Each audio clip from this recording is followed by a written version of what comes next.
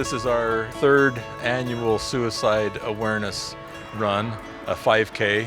And that's just to make sure that we are setting an example for others to help each other and support each other, when, especially in a time like this year when people get down and have anxiety and stress. And earlier in the year we were afraid that this may not be able to happen. And so we decided that this year we would do a virtual 5K, but we still felt like it was important to come down to the park where we've had this the last 2 years.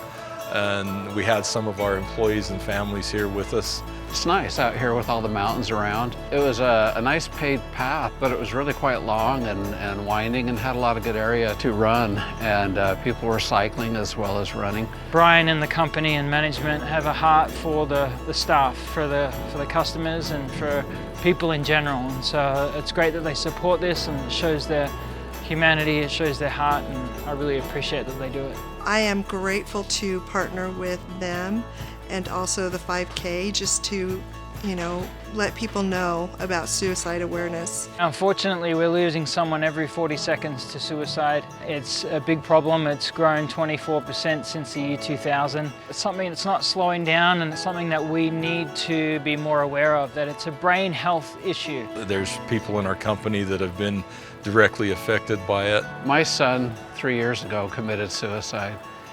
He was in the military, and when they take their own life, it does a totally different number on the family. We all go through different things in life, and so you never know where somebody is.